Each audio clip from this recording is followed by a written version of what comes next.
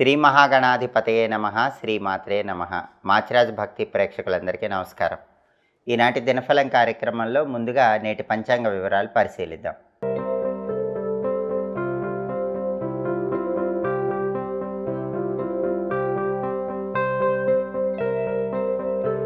June 8 ఆదివారం దినఫలాన్ని పరిశీలిస్తే ద్వాదశి తిథి ఉదయం 7:18 వరకు ఉంది. ఆ తర్వాత త్రయోదశి తిథి వచ్చింది. అలాగే స్వాతి నక్షత్రం మధ్యాహ్నం 12:40 వరకు ఉంది. ఆ తర్వాత విశాఖ నక్షత్రం వచ్చింది. ఆదివారం స్వాతి నక్షత్రంతో కలిసి వస్తే లంబయోగం ఉంటుంది. ఈ లంబయోగం కష్ట నష్టాలను కలిగింపజేస్తుంది. కాబట్టి మధ్యాహ్నం 12:40 వరకు ఎప్పుడు 12 రాసుల వాళ్ళు పని మీద వెళ్ళినా లంబయోగం వల్ల ఏదో కష్టము నష్టము కలుగుతుంది. మధ్యాహ్నం 12:40 తర్వాత విశాఖ నక్షత్రం వచ్చింది. ఆదివారం విశాఖ నక్షత్రంతో కలిసి వస్తే ఉత్పాత యోగం ఉంటుంది. ఇది ద్రవ్య హానిని కలిగిస్తుంది.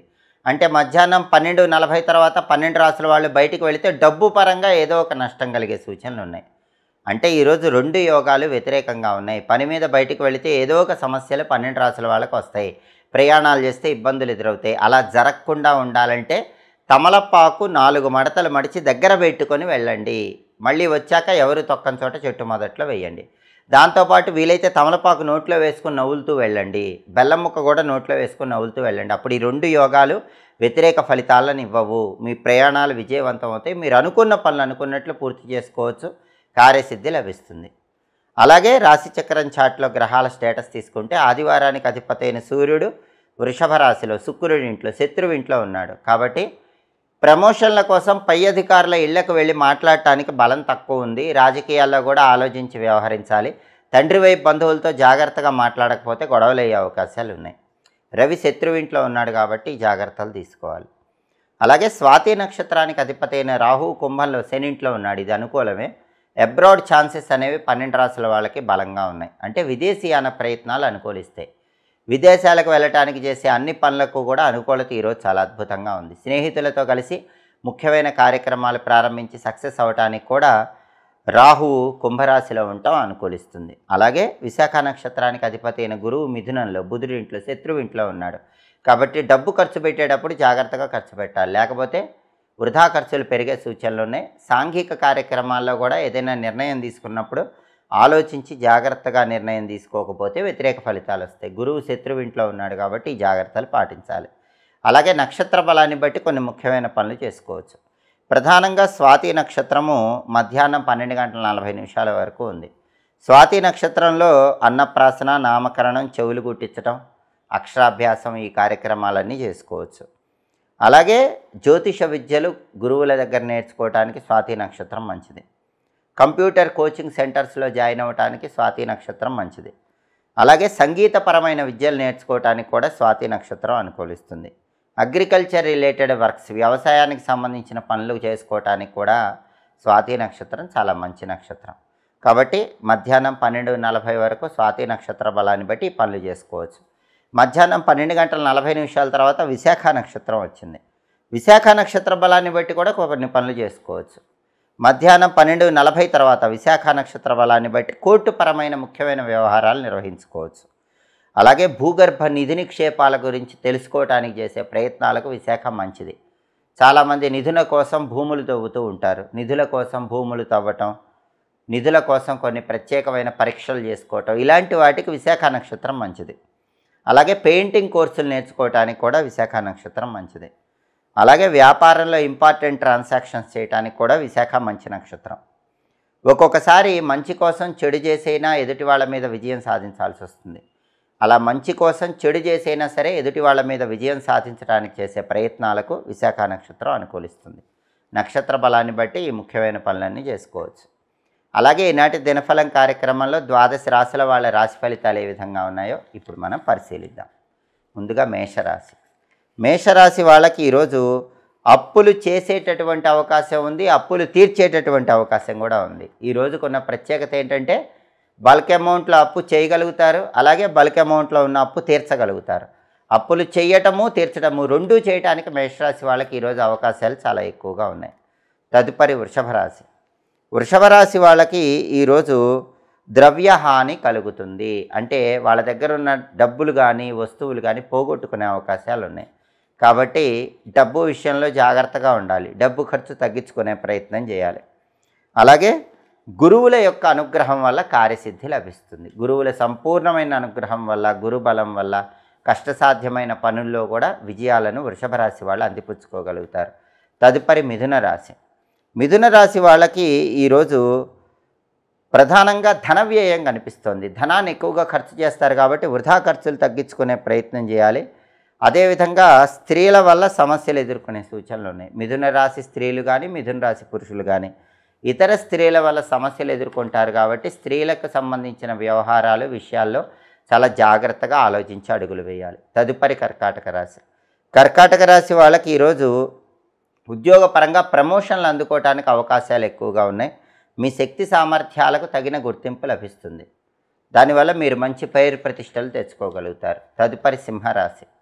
సింహరాశి వాళ్ళకి ఈరోజు ప్రధానంగా అప్పులు చేయవలసినటువంటి పరిస్థితులు ఏర్పడుతూ ఉంటాయి. అలాంటి పరిస్థితులు ఎదురైనప్పుడు కూడా అప్పులు చేయకుండా జాగ్రత్తగా ఉండండి. సాధ్యమైనంత వరకు అప్పులు అవ్వకుండా జాగ్రత్తలు తీసుకోండి. అలాగే సింహరాశి వాళ్ళకి ఈరోజు కుటుంబంలో వ్యతిరేకతలు పెరుగుతాయి. జీవిత భాగస్వామి కానీ, సంతానం కానీ ఎవరైనా సరే మీ మాటకు ఎదురు మాట్లాడుతూ ఉంటారు. అటువంటప్పుడు సమయస్ఫూర్తితో వ్యవహరించండి. ఆ వ్యతిరేకతలు పెరగకుండా జాగ్రత్త పడండి. తదుపరి కన్యారాశి. కన్యారాశి వాళ్ళకి ఈరోజు ప్రధానంగా ఉద్యోగ భంగం కనిపిస్తోంది. అంటే ఉద్యోగ రంగంలో కొద్దిపాటి సమస్యలు ఎదుర్కొంటారు. కాబట్టి ఉద్యోగంలో ఉన్నవాళ్ళు జాగ్రత్తగా అధికారులతో, సహోద్యోగులతో మాట్లాడాలి. అలాగే సామాన్యమైన ధనలాభం మాత్రం కన్యారాశి వాళ్ళకు ఉంది. అద్భుతంగా లేకపోయినా ఎంతో కొంత ధనలాభం అనేది ఈరోజు కన్యారాశి వాళ్ళు పొందగలుగుతారు. తదుపరి తులారాశి. తులారాశి వాళ్ళకి ఈరోజు ధనహాని కనిపిస్తోంది. డబ్బు విషయంలో చాలా జాగ్రత్తగా ఉండాలి, లేకపోతే ఇబ్బంది ఎదురవుతుంది. అలాగే ఉద్యోగంలో కొన్ని సమస్యలు ఉన్నప్పటికీ వాటిని అధిగమించగలుగుతారు. వాహన ప్రమాదాలు కలిగే సూచనలు కూడా ఉన్నాయి. కాబట్టి బండి మీద వెళ్తున్న, కారులో వెళ్తున్న తులారాశి వాళ్ళు వెల్లుల్లి రెబ్బ దగ్గర పెట్టుకొని వెళ్ళండి. చాలా వరకు వాహన ప్రమాదాలు జరగకుండా బయటపడవచ్చు. ఈరోజు తులారాశి వాళ్ళకి ధనహాని, వాహన ప్రమాదాలు రెండూ ఉన్నాయి. కాబట్టి డబ్బు విషయంలో, ప్రయాణాల విషయంలో చాలా జాగ్రత్తగా ముందడుగు వేయటం తులారాశి వాళ్ళకి అవసరం. తదుపరి వృశ్చిక రాశి. వృశ్చిక రాశి వాళ్ళకి ఈరోజు ఆకస్మికంగా కొన్ని సంఘటనలు చోటు చేసుకుంటూ ఉంటాయి. వాటిలో మంచివి, చెడువి రెండూ ఉంటాయి. చెడు వచ్చినప్పుడు కుంగిపోకుండా, మంచి వచ్చినప్పుడు పొంగిపోకుండా ఆకస్మికంగా వచ్చే విషయాలను తట్టుకునే ప్రయత్నం చేయండి. ఆకస్మిక సంఘటనలను తీసుకోగలిగే విధంగా ఉండండి. అలాగే సామాన్యమైన విజయాలు కనిపిస్తున్నాయి. అద్భుత విజయాలు లేకపోయినా ఎంతో కొంత విజయాలను మాత్రం వృశ్చిక రాశి వాళ్ళు ఈరోజు అందుకోగలుగుతారు. తదుపరి ధనుస్సు రాశి. ధనుస్సు రాశి వాళ్ళకి ఈరోజు అధికారుల వల్ల విశేషమైన లాభాలు చేకూరుతాయి. ఆఫీసులో కానీ, బిజినెస్లో కానీ మీ పై అధికారులు మీకు మంచి సపోర్ట్ ఇస్తారు. దానివల్ల మంచి ప్రయోజనం ఉంటుంది. అలాగే వ్యాపారులకు ధనప్రాప్తి యోగం ఉంది. ఏ బిజినెస్లో ఉన్నా ఊహించిన దానికంటే ఎక్కువ లాభాన్ని ఈరోజు ధనుసు రాశి వాళ్ళు పొందగలుగుతారు. తదుపరి మకర రాశి. మకర రాశి వాళ్ళకి ఈరోజు ఎదుటి వాళ్ళతో లేనిపోని గొడవలు అయ్యే సూచనలు ఉన్నాయి. కాబట్టి గొడవలు అవ్వకుండా జాగ్రత్తగా ఉండండి. ఆర్థికంగా కొన్ని ఇబ్బందులు వచ్చినప్పటికీ వాటి నుంచి బయటపడగలుగుతారు. అవసరానికి ధనం చేతిలో సమకూరగలుగుతుంది. తదుపరి కుంభరాశి. కుంభరాశి వాళ్ళకి ఈరోజు ప్రధానంగా ఏ పని ప్రారంభించినా సరే ఆ పనిలో విజయాలు అందిపుచ్చుకోగలుగుతారు. మీ శక్తి సామర్థ్యాలకు గుర్తింపు లభిస్తుంది. మీ తెలివితేటలు అందరూ గుర్తించగలుగుతారు. అలాగే ఈరోజు కుంభరాశి వాళ్ళు ఉద్యోగపరంగా ప్రమోషన్లు పొందే యోగం బలంగా కనిపిస్తుంది. చాలా కాలంగా ప్రమోషన్ల కోసం ప్రయత్నిస్తున్న కుంభరాశి వాళ్ళు ఈరోజు ప్రమోషన్ గురించి మంచి శుభవార్త వినే యోగం ఉంది. తదుపరి మీనరాశి. మీనరాశి వాళ్ళకి ఈరోజు ధనహాని కనిపిస్తోంది. డబ్బు విషయంలో జాగ్రత్తగా ఉండాలి. అనవసరంగా డబ్బు ఖర్చు అయ్యే యోగం కనిపిస్తోంది. అలాగే కొన్ని చోట్ల వాహన ప్రమాదాలు కలిగే సూచనలు కూడా కనిపిస్తున్నాయి. కాబట్టి వాహనాల మీద వెళ్ళేటప్పుడు, బండిలో కానీ, కారులో కానీ వెళ్ళేటప్పుడు వెల్లుల్లి రెబ్బ దగ్గర ఉంచుకొని మీనరాశి వాళ్ళు బయటికి వెళ్ళాలి. కాబట్టి ధనపరంగా ధనహాని, వాహనాల పరంగా వాహన ప్రమాదాలు వెన్నంటే ఉంటాయి. కాబట్టి మీనరాశి వాళ్ళు ఈరోజు ఈ రెండు వ్యవహారాల్లో చాలా జాగ్రత్తగా, అప్రమత్తంగా వ్యవహరించడం అవసరం.